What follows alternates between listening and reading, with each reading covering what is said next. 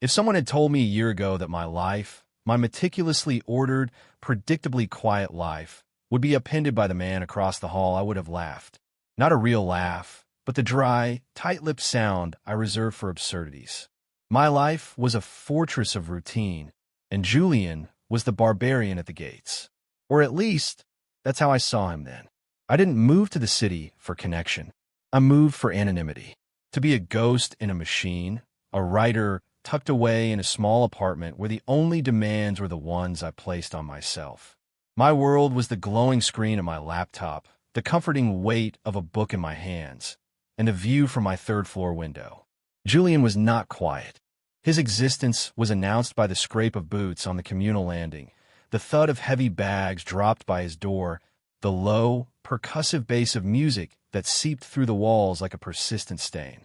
He was a sculptor, I gathered, a fact deduced from the fine white dust that sometimes coated his dark hair and the earthy smell of wet clay that clung to the hallway after he passed. He was a physical fact, broad-shouldered and tall, with a kind of dense, grounded presence that made me feel like a leaf in his orbit. We'd pass each other on the stairs, his gaze brief and indifferent, mine darting away as if I'd been caught staring at the sun. I'd offer a clipped, barely audible, "Hi," and he'd grant me a low grunt that could have been a greeting or a complaint. The distance between our doors was only 10 feet. Emotionally, it was a chasm. He was loud, I was quiet. He was chaos, I was order. He was a body, all muscle and movement, and I was a mind, all anxiety and observation. I told myself I found him irritating, a disruption, but I watched him. From the sliver of view my window afforded to the street below, I'd see him loading strange, skeletal armatures of metal into his beat-up truck. I'd see the strain in his forearms, the concentration that tightened his jaw. He never looked rushed, just immensely focused, a man entirely at home in his own physical power. And in those stolen moments, my irritation felt thin. A lie I told myself. Beneath it, something else simmered. A dangerous, unwelcome fascination. A longing so deeply buried I refused to give it a name. He was, I assumed, aggressively straight. The kind of man who dated models or bartenders, women as effortlessly confident as he seemed to be. I was me, a footnote in the building's directory. My life was a carefully constructed sentence, and he was a word that didn't fit. So I ignored him. I put on my noise-canceling headphones, turned my chair away from the window, and I wrote. I pretended the 10 feet between our apartments was 1,000 miles. Then the ceiling started to cry. It began as a faint discoloration in the corner above my desk. A pale, ugly bloom of brown on the white plaster. I ignored it. Buildings are old. They have quirks. But the quirk became a drip. A slow, fat, rhythmic plink into a pot I placed on the floor. Plink, plink, plink. Each drop a tiny hammer against the anvil of my concentration. I called the landlord. He promised to send someone. He didn't. The drip became a trickle. The stain spread like a disease. The air in my sanctuary, my fortress, grew thick with the smell of damp and decay. It smelled like failure. By the third day, a section of drywall, heavy with water, sagged ominously. I was living in a state of low-grade panic, staring at the ceiling as if my gaze alone could hold it up. My routine was shattered. I couldn't write. I couldn't think. I just sat and listened to the slow, steady destruction of my home. That evening, the sagging section gave way. Not with a crash, but with a wet, sickening sigh. A cascade of plaster and filthy water slumped onto my desk, burying my keyboard, my notes, my life in a pile of gray sludge. I just stared. My heart wasn't frantic. It was a cold, dead stone in my chest. This was it. This was the end of my sentence. A full stop made of mold and misery. I must have made a sound. A choked gasp or a sob. I don't remember. But my door, the door I always kept double-locked, was suddenly filled by Julian. He wasn't looking at me. He was looking at the disaster. His face, usually a mask of detached confidence, was etched with something I couldn't read. The hell happened? His voice was a low rumble, but it wasn't unkind. I couldn't answer. I just gestured vaguely at the ceiling, at the mess, at my ruined life. He stepped inside, his boots crunching on the fallen plaster. He looked from the wreckage up to the dripping hole. He cursed a single, sharp word. Then he looked at me, really looked at me, and I saw it. Not pity, something more practical. Concern. You called the landlord? I nodded, my throat too tight for words. Days ago, the words came out as a whisper. He grunted, that familiar sound, but this time it was freighted with disgust for the unseen landlord. He surveyed the room, my sofa bed, my small kitchen area, the damp that seemed to cling to every surface. You can't stay in here. It wasn't a suggestion. It was a declaration. The smell alone will make you sick. Mold. My mind raced, a frantic scramble for options. A hotel? I couldn't afford it. Friends? I didn't have any in the city. That was the point of my anonymous life. The fortress had become a prison, and now the prison was flooding. He must have seen the panic on my face. The sheer, unadulterated terror.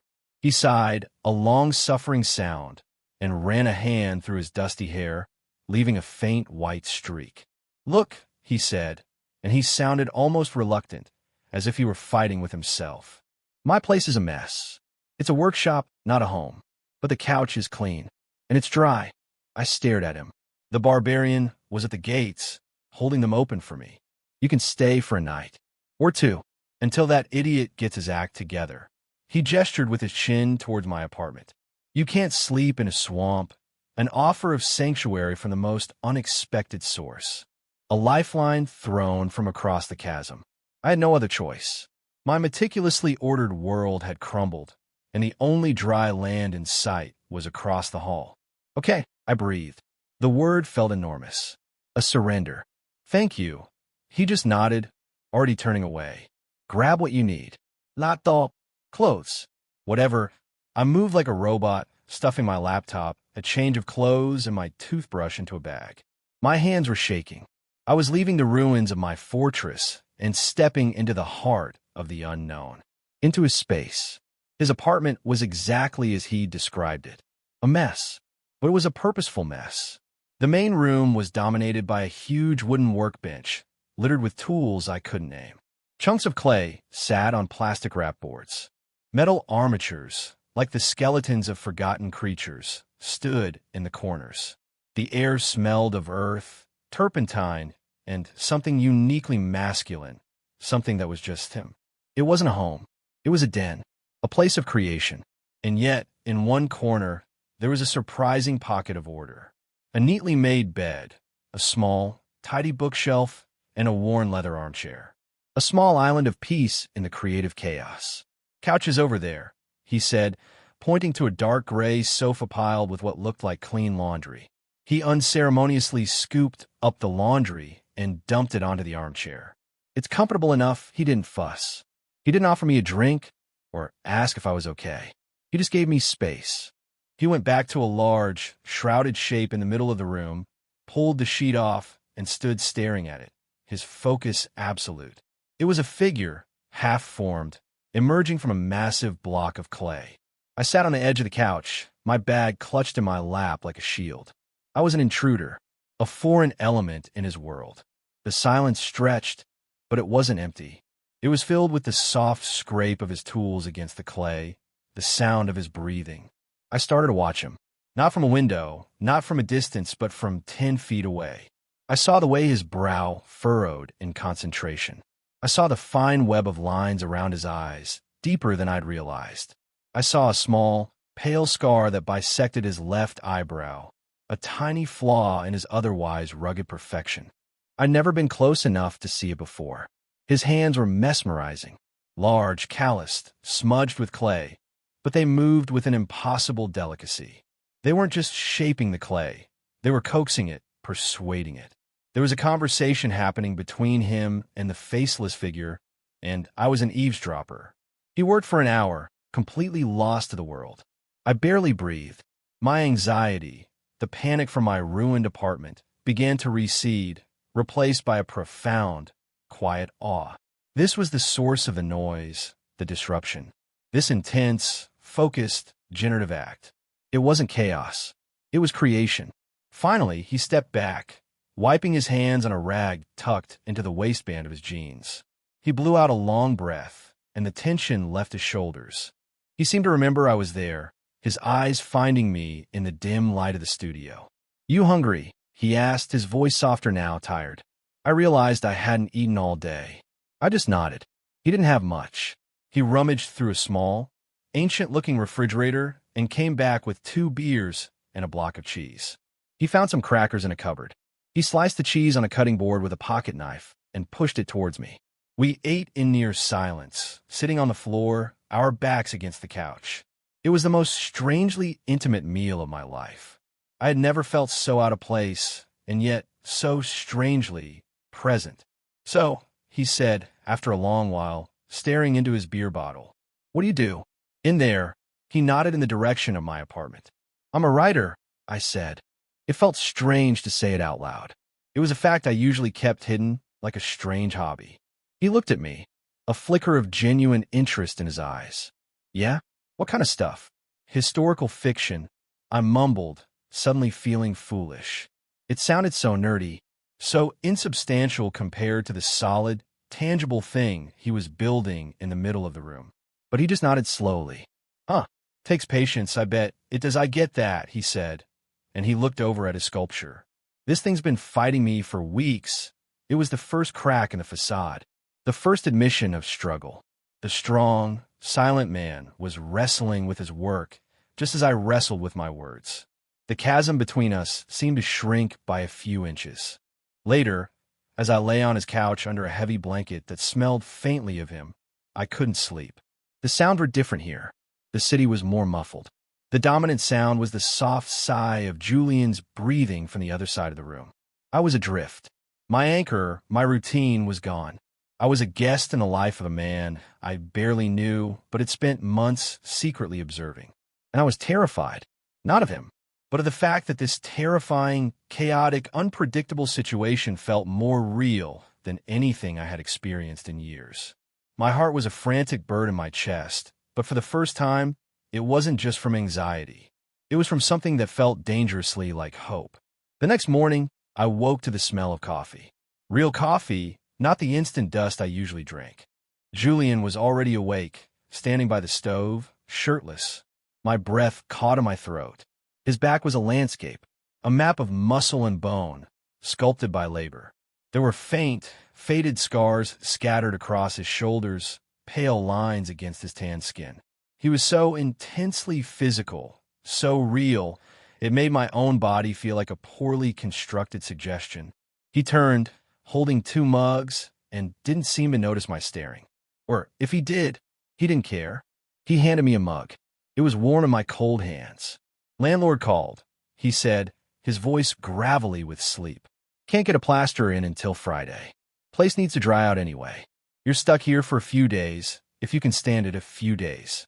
The thought sent a jolt of panic and a simultaneous, shameful thrill through me. A few more days of watching him. A few more days in this strange, creative den. "I don't want to impose," I said, my voice weak. "It's fine," he said, dismissing my protest with a wave of his hand. "Better than you sleeping in a swamp." He took a sip of his coffee, his eyes on his sculpture. "Besides, I might need a favor." The favor came that afternoon. He was working on the figure again, but he was frustrated. He'd step back, scowling, then approach and make a small, aggressive adjustment to the clay, only to step back and scowl again. The air was thick with his dissatisfaction. "It's not right," he muttered, more to himself than to me. "The line of the shoulder. The weight is wrong." I was sitting in the leather armchair, pretending to read a book, but really just watching the dance of his frustration. He threw his tool down on the workbench with a clatter that made me jump. He turned and pinned me with his gaze. It was the first time his focus had been entirely on me, and it felt like a physical weight. "You," he said. "Me?" My voice squeaked. "You're a writer. You said a lot. Your posture, it's what I'm trying to get. Not slumped, but settled. At rest." He was talking about me like I was a piece of furniture, a still life. But his eyes were analytical, not dismissive. He walked over to me, circling the chair. I felt like an animal being assessed. My heart started its frantic drumming against my ribs. He stopped in front of me, crouching down so his eyes were level with mine. The proximity was staggering. I could smell the coffee on his breath, see the flecks of gold in his brown eyes. I have an idea, he said, his voice low. It's weird. You can say no, I held my breath. Can I sketch you? The world seemed to tilt on its axis. Him? Sketch me? The observer was to become the observed. Just for the form, he added quickly, as if sensing my panic. The way your shoulders curve when you're reading. The angle of your neck. I can't get it from memory. I'll pay you. For your time, pay me. He was trying to make a transaction, to make it professional and safe. But the look in his eyes wasn't just professional. There was a raw, creative hunger there. A need. He needed something from me. This was the shift. The moment the ground, already unstable, crumbled completely beneath my feet. He, the confident, self-contained artist, was asking for my help. He was vulnerable. The silence stretched. He was waiting, his gaze unwavering. I could feel the heat radiating from his body. My entire world had shrunk to the space between us. You don't have to get undressed or anything, he said, a faint flush creeping up his neck. Just sit, like you do. In a chair, the thought of him sketching me, of his intense focus being directed at my body for hours, was both terrifying and intoxicating. It was a level of intimacy I had never experienced. To be seen like that, really, truly seen. My fear was a roaring bonfire, but underneath it, a small, persistent voice whispered, "Say yes." Okay, I said. The word was a puff of air. Relief washed over his face, so potent it was like watching a mass dissolve. Yeah? Okay. Good. Great. He stood up abruptly, breaking the spell. Tonight, when the light is better, he went back to his workbench, his movements suddenly lighter, more energized. I sat in the chair, my body humming with a strange, terrifying electricity. The power dynamic had been irrevocably altered. I was no longer just a refugee he'd taken in. I was a part of his process. I was about to be put on paper, translated through his eyes, his hands. And I had no idea what he would see. That evening, he set up a stool in the center of the room, arranging a single lamp to cast long shadows. The rest of the apartment was dark. It felt like a stage, or an interrogation room. Just sit, he said, gesturing to the stool. However, as comfortable I sat, my body felt awkward, alien. Every part of me felt wrong. My hands, where do I put my hands? I clasped them in my lap. Too stiff. I let them hang. Too limp. Here, he said, and he came forward. He gently took a book from his shelf, a heavy collection of poetry, and placed it in my hands. Just hold it. Pretend you're reading. His fingers brushed against mine as he passed me the book. It was nothing, an accident, but a jolt, sharp and hot, shot up my arm. My breath hitched. I snapped my head up, and my eyes met his. He froze, his hand still hovering near mine. The air crackled. The silence was a physical weight, pressing in on us. He saw it. He felt it too. I knew he did. He pulled his hand back as if burned. He cleared his throat and retreated to his own stool a few feet away, flipping open a large sketchbook. He didn't look at me again. He just looked at the paper, then somewhere around my shoulder, his eyes narrowed in concentration. The only sound was the scratch of charcoal on paper. Scratch, scratch, scratch. It was the most intense silence I had ever known. I was hyper-aware of everything. The beat of my own heart, the rustle of my shirt as I breathed, the way his eyes would flick from me to the page, quick and assessing. I tried to relax. I stared at the page of the book in my lap, the words blurring into meaningless shapes. I focused on the feeling of being looked at. It wasn't judgmental. It was analytical. It was hungry. He was consuming me with his eyes, deconstructing me into lines and shadows. An hour passed, then another. My muscles began to ache. The stillness was a form of exertion I wasn't used to. You can take a break, he said, his voice startling me. I practically fell off the stool, stretching my cramped limbs. How's it going? I asked, trying to sound casual. It's going, he said, his eyes fixed on the page. He held the sketchbook close to his chest, angled away from me. Can I see? Not yet, he said too quickly. It's not. It's just process. It's a mess. His refusal sent a spike of anxiety through me. What did he see? A collection of awkward angles? A diagram of insecurity? The thought that he was drawing me, and that the result was a mess, was a strangely personal blow. We did this for 3 nights. The leak in my apartment was a distant memory, a catalyst that had led me to this strange, suspended reality. During the day, we'd coexist in a comfortable, quiet domesticity. He'd work. I'd try to write at his small kitchen table. We'd share simple meals. The silence between us was no longer empty, but full of unspoken things. But at night, the atmosphere shifted. The lights would go down, the lamp would go on, and I would take my place on the stool. The world would shrink to the two of us and the sound of his charcoal. The intimacy was terrifying. I felt utterly exposed, stripped bare not by the removal of clothes, but by the intensity of his gaze. I learned the geography of his face in the lamplight, the way his tongue would press against the inside of his cheek when he was concentrating on a difficult line, the faint tremor in his hand when he'd been working for too long, the moments he would stop, just looking at me, his pen still, and his expression would soften into something I couldn't decipher, something that made my stomach feel full of bees. On the 3rd night, the final night, the air was different, heavier. He worked with a feverish intensity, the scratching of the charcoal faster, more urgent. I held my pose, my body aching, my mind racing. What happened when this was over? The landlord would fix my ceiling. I would go back to my apartment. The 10 feet would become a chasm again. The thought was unbearable. After what felt like an eternity, he stopped. He set the charcoal down. The silence that followed was absolute, deafening. He just sat there, staring at the sketchbook in his lap. He didn't move. He didn't speak. "Julian," I whispered. He looked up. His face was pale. The confident mask was gone, shattered. In its place was an expression of such raw, terrifying vulnerability it knocked the air from my lungs. He looked like a man on the edge of a cliff. "It's done," he said, his voice hoarse. Can I see it now?" I asked, my heart hammering. I needed to know. I needed to see what he saw. He hesitated. His knuckles were white where he gripped the sketchbook. Then, with a slow, deliberate movement, he stood up, walked over to me, and simply held it out. My hand shook as I took it. It was heavier than I expected. I looked down. It was me, but it was a version of me I had never seen before. He had captured the posture, the line of the shoulder, yes. But he had captured more. He found a quiet intensity in my eyes that I didn't know I had. A thoughtfulness in the set of my mouth that I'd always mistaken for a grimace. He hadn't drawn my anxiety, my awkwardness. He'd drawn a strength, a stillness. It was the most beautiful drawing I had ever seen. Tears pricked my eyes. "Julian, look closer," he whispered. His voice was trembling.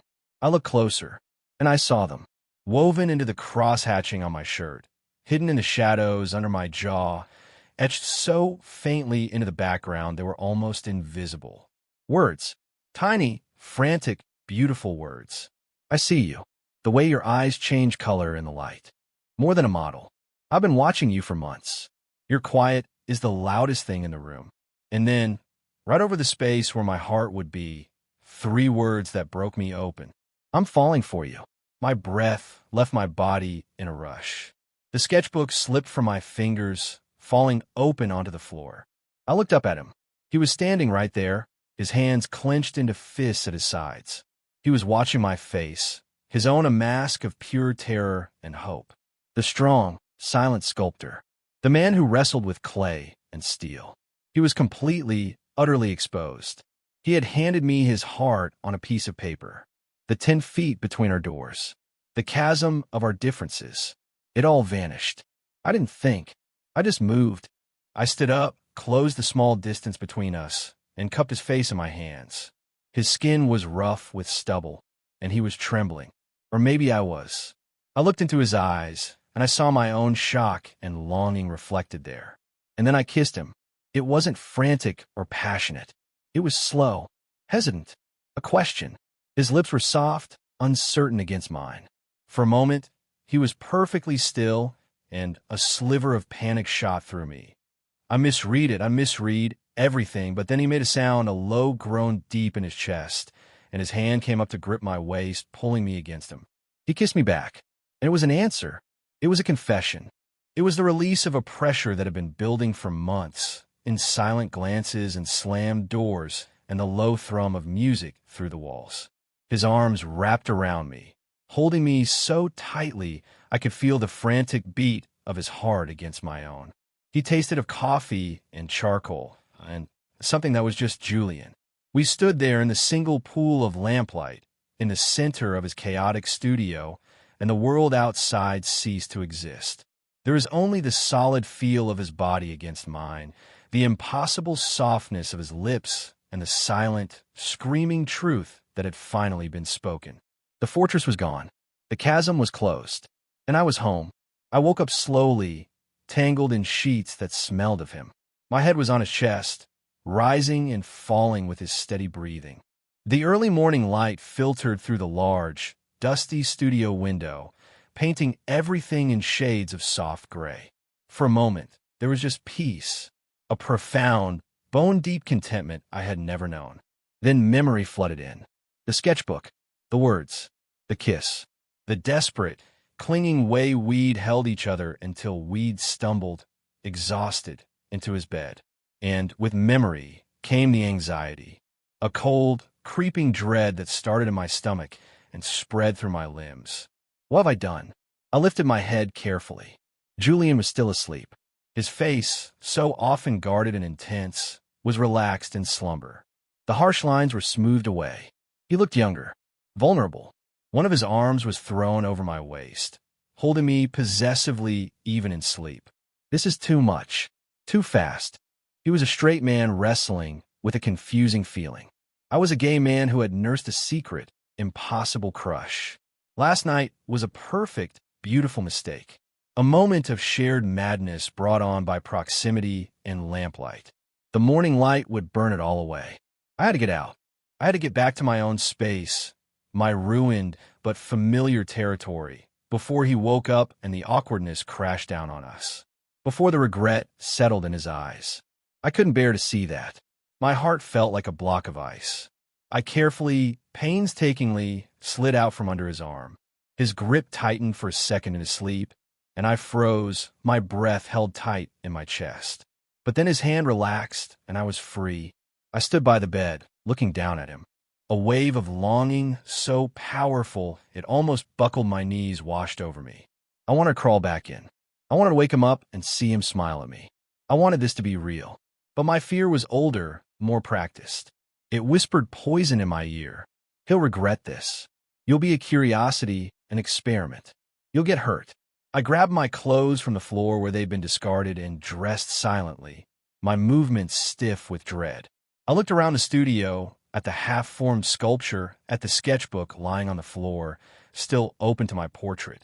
It felt like the scene of a beautiful crime. I crept to the door, my hand hovering over the knob. One last look back at him, a sleeping giant in a sea of white sheets. I memorized the image. Then I slipped out, closing the door behind me with a barely audible click. The 10 feet back to my own apartment felt like a mile. My place was cold. The damp smell hit me like a physical blow. The pile of ruined plaster on my desk was a monument to my foolishness. I had traded this reality for a fantasy, and now I was back.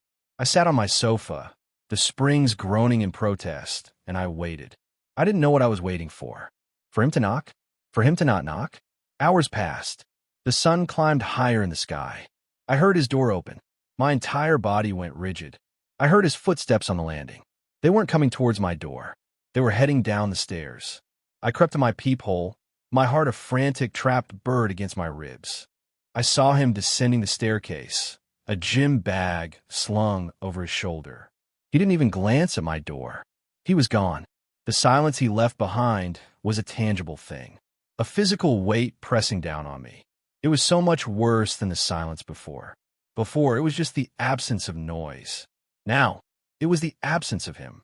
My old solitude, once a comfort, was now a punishment. My fortress was a cell.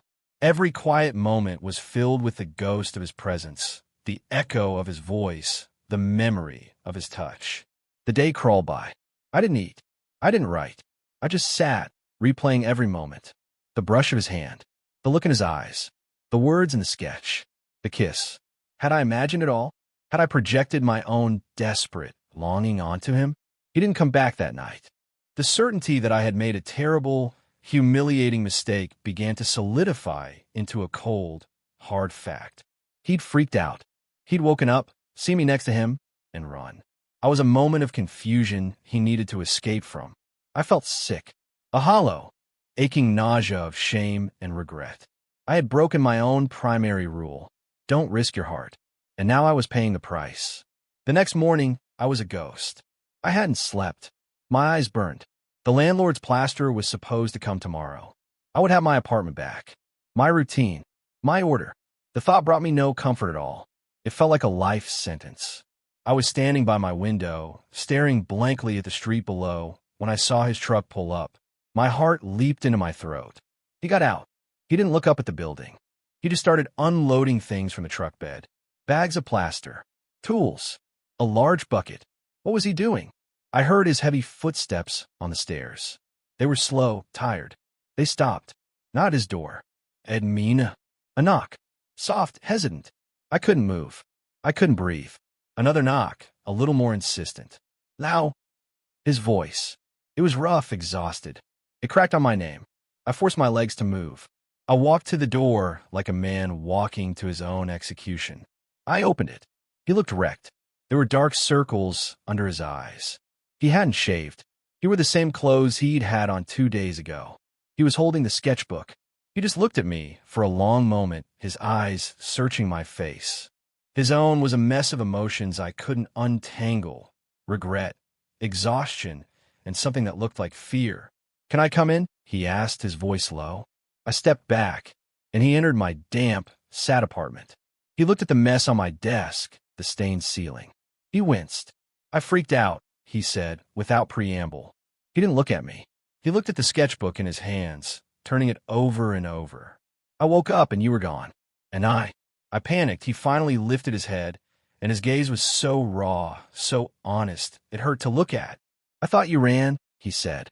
"I thought I'd scared you off, that it was too much, and you looked at me and saw some kind of monster. Or a mistake." I stared at him, my mind reeling. "I thought I scared you off," I whispered. "I thought you woke up and regretted it." A humorless, broken laugh escaped his lips. "Regretted it? Leo, I've been driving around for 2 days because I didn't know how to come back here and face you. I've been wanting to kiss you since the first time I saw you struggling with your groceries on the stairs 3 months ago." My jaw dropped. "What?" "All the noise," he said, a faint, pained smile touching his lips. "The loud music? I was trying to get your attention. I was acting like an idiot because I didn't know how to just talk to you. You were so quiet, so self-contained. You seemed so complete. I didn't know how to break into your world." He stepped closer, his eyes pleading. "It's been a long time since I felt anything. For anyone. And then you're just there, across the hall. And this feeling was huge and terrifying. And when I woke up and you were gone, I thought I'd broken it. I thought I'd broken you."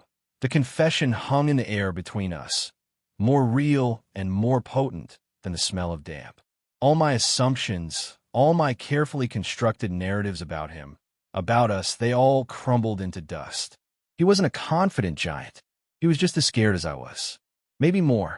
I was scared. I admitted, my voice thick with unshed tears. "I'm always scared, I know," he said softly. He reached out, his hand hesitating for a moment before he gently touched my cheek. His thumb stroked my skin. "That's why I wrote it down. I thought. I couldn't say it. I thought I'd mess it up. But I could draw it. I could show you." He held up the sketchbook. "This is the truest thing I've ever made." I looked from his face to the drawing and back again. The fear was still there, a low hum beneath the surface. This was new territory for both of us. It was a cliff edge, but this time we were standing on it together. He dropped his hand from my face and held out something else. A single, shiny key. "The landlord's an idiot," he said, his voice regaining a sliver of its usual gruffness. "I bought the supplies. I'll fix your ceiling myself. But it's going to be a mess for a few days." He pressed the key into my palm. My fingers closed around the cool metal. "My place is a workshop," he said, meeting my eyes. "But there's a desk in the corner. It's quiet when I'm not working. You could write there, or just be there. I don't want you to be in here." He paused, and his meaning was crystal clear. It wasn't just about the damp. "I don't want to be in my place without you again." It was a promise. An invitation, a tangible act of commitment that spoke louder than any words. It was a key to his home, to his life. I looked down at the key in my hand, then back up at his hopeful, terrified face. The last of my fear dissolved, replaced by a wave of warmth so profound it felt like coming home. "Okay," I said, and this time, the word wasn't a surrender. It was a beginning. The next morning, I woke up to the smell of coffee and turpentine. I was in Julian's bed, and he was already up, moving quietly around the studio. I didn't panic. I didn't feel the urge to run. I just lay there, watching him, a slow, easy smile spreading across my face. He saw me looking, and his face broke into a grin that transformed him completely. "Morning, morning," I replied, my voice warm with sleep. There was a small, clean desk in the corner by the window now, where a pile of junk had been before. My laptop was sitting on it, waiting for me. A new beginning. The days that followed found a new rhythm. It was a rhythm for two. I'd wake up in his bed, we'd have coffee, and then he'd get to work fixing my ceiling while I sat at my new desk in his studio, writing. The sound of his work was no longer a disruption. The scrape of his tools, the murmur of his voice as he talked to his sculptures, the low bass of his music, it was the soundtrack to my life now. It was comforting. It was the sound of him being near. We ate meals together, not in silence, but talking about everything and nothing. His art, my stories. His past, my fears. We were filling in the spaces between the lines, learning the texture of each other's lives. One afternoon, I was struggling with a chapter, staring blankly at the screen. He came over, wiped his plaster-dusted hands on his jeans, and leaned over my shoulder, reading the words on the screen. I didn't flinch. I didn't feel exposed. "This is good," he said, his chin brushing my hair. "I can see it. The whole scene." I leaned back against him, closing my eyes, and just breathed him in. He finished my ceiling. The ugly stain was gone, replaced by smooth, white plaster. My apartment was clean and dry again. It was habitable, but I never moved back in. My things migrated across the hall, piece by piece. My books filled the empty spaces on his shelves. My favorite mug sat next to his on the counter. My quiet order found a way to coexist with his creative chaos, and together, they made something new, something that felt like a home. My old apartment, the fortress of solitude, I now use as a dedicated office, a place to go and work. But I live across the hall. I live with him. I often think about my life before the leak. The quiet, the order, the safety. I thought it was what I wanted, what I needed.